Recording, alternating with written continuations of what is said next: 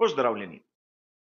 V tretjem delu skupnega razglabljanja sva z Gabrom Kržiščnikom govorila o Slovencih v raznih kategorijah motošporta. Upam, da bo tema zanimiva tudi vam.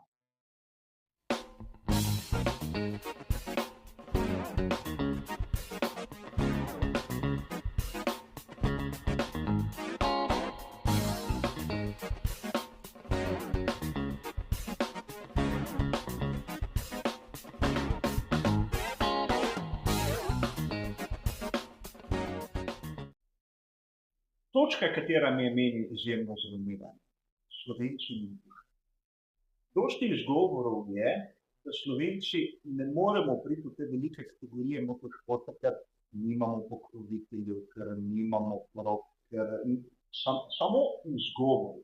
Imamo na primer Tima Gajser, ki je dokazal, da to vse ne drži. Da to vse ne drži, ker brez sponzorja, brez, bom rekel, tistega, ki imajo recimo v tujini kot infrastrukturo, je dokazal, da s tem, ker je bil hiter, si je zaslužil mesto, si je zaslužil naslove in je v bistvu zaprl usta vsem tem, ki iščejo izgovore. Jaz imam eno čudno prepričanje. V svetu motošporta se vozniki delijo na dve kategorije. Tisti, ki so hitri, in na ostale, ki bi želeli biti hitri. In tisti, ki želijo biti hitri, imajo zmeraj izgovore, imajo sponzorje, imajo karkoli, da opravičijo to, da niso na poti.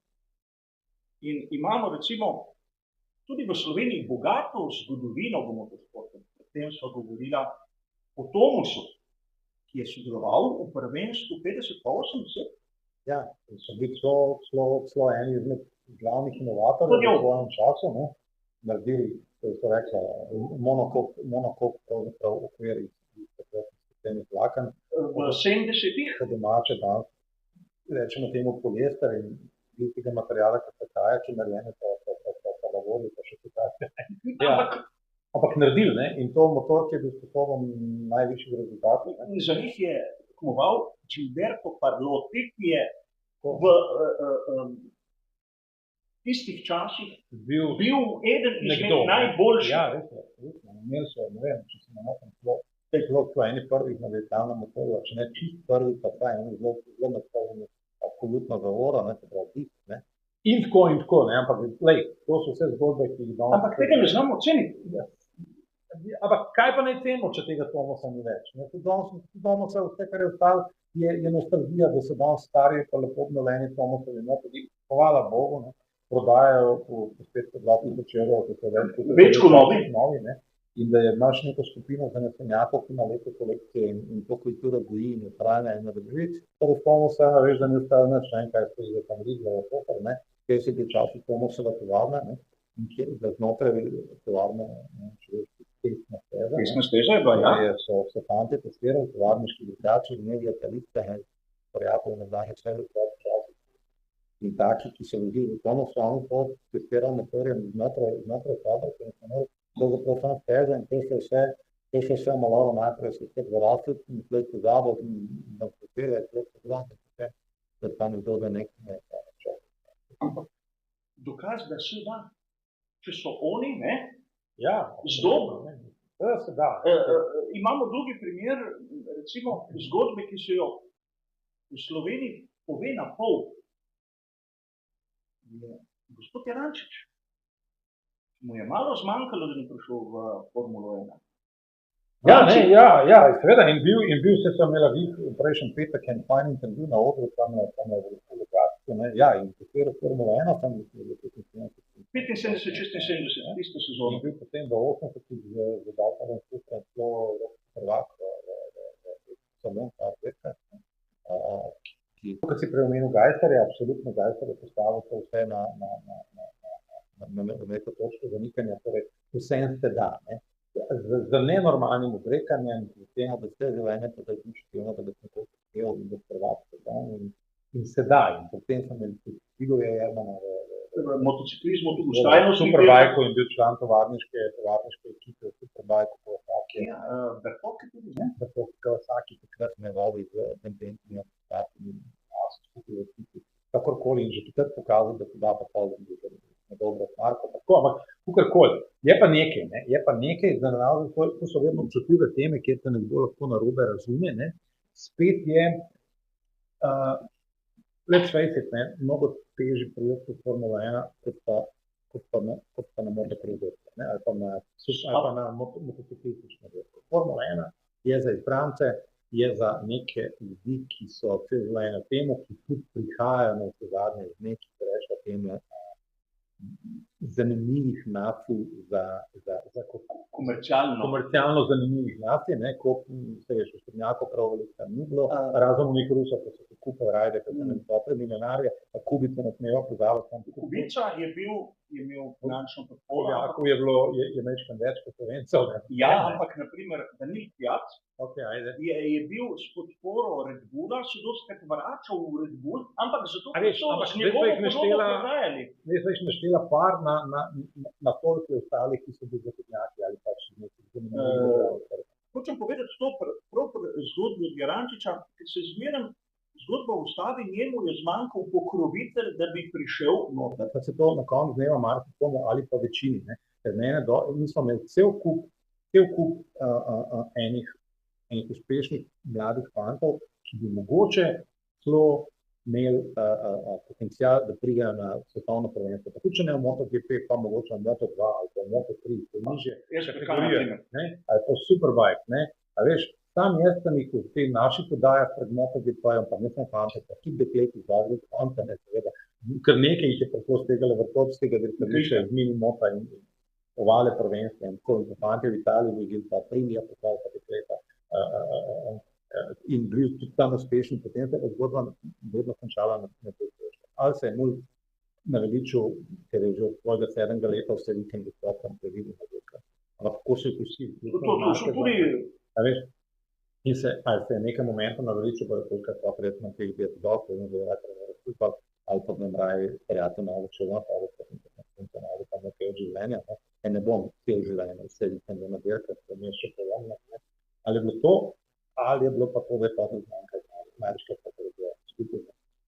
Na neki točki, ko ni otrok s tem, da je uspešen in ne zmaguje letalne verke, ali pa da največje verke, in da vidi, da ima potencial, vsak starš pa za svojega otroka itak verjame, da ima market, potem, ko je treba pa narediti nek miselni preskok in nek življenjski, res ljudi preskok, ne pa mogoče en dolgogajstvo, dejansko življenje je naredil, da vse podrobili, početi svoj življenje in življenje sina temu, da bi sin nekaj potem provati. Jaz vidim to njihovo zgodbo, da se tega znane spremljam. Tle se pa dotakne ne malo v moto, v cestno hitrostno motociklizmu, kjer pa pri nas nimamo neke steze ali pa nismo mostni tem sportu in ker nimaš motocross steze, so pa nekatere v Sloveniji ali pa je možnost treninga in dirkanja vsem, višjo že za štart, ne, v motociklizmu, ja, te imamo tam nadrobni, nek Novi Maroc, pa še par improviziranih dirkališč, pa Pannonijo, pa Brno, ampak tam se nič ne zgodi. Od tam ne prihajajo prvaki. Prvaki zdaj prihajajo morda iz Italije, B zagotovo iz Španije. Ne mislim Španije kot država in pa španskega nacionalnega prvenstva, ki ima Moto4 kategorijo, pa španski Moto3, ne, pa še potem španski Moto2, ki so združen, mogoče Superbike v 6. klas, kakorkoli, ampak tam se kalijo neki talenti, kjer so neka resna moštva, ki se s tem ukvarjajo in izvajajo fante Fabio Quartararo, Lauzana Carrasco, seveda vseh bratov Marquez in vseh teh, ki se prišli skozi ta španski bazen, ne, ampak to je bilo treba prodati hišo, če ni bilo, če ni imel Apple par milijonov nalagali, da je mogo drono, da si mogoče, že malo uspešno. Potem je bilo treba vse, kar je familija imela na kocko, probati hišo, se zakreditirati, kupati, ne vem, in staviti vse na laki sferam, kot pravi na roleti, zdaj pa bo ali pa ne bo. To pa marsikdo ni pripravljen narediti ali pač tudi ne zmore, enostavno nima, in se preseliti v Španijo in dol in reči, moj cilj bo dirkač in nekoč bo svetovni prvak, takrat bomo pa to in v nekem smislu vložka in truda in v finančne smisle dobili po plače. Gospod Rudkej se je stavno, da je prodal Kompletni ranč je prodal hišo in se je cela družina, vključno ne samo Casey in Potter, ampak cela familija preselila v Španijo, pa v Dortmundu, tam so že prvo let v Kemperju, normalno povišču, da je Casey lahko rekel špansko prvenstvo, da se je vse dokazal, da ga je pol en tim dubu, da bi dubu možnosti naprej, pa pol na svetovno prvenstvo, pa pol v 250, pa pol v MotoGP. A viš, koliko je takim, ki jim to ni rado? Ali se je mulj umestno pozval? 99% in pol. Ja, ali ga je menil, ali ne zmanjka denarja. Ali pa ni bil hiter. Ali so prileteli nek tim v Španiji, kjer vsakmu očetu povedal, da je malo res dober, da je res novi market in da ima ful in da bo sigurno svetovni prvak.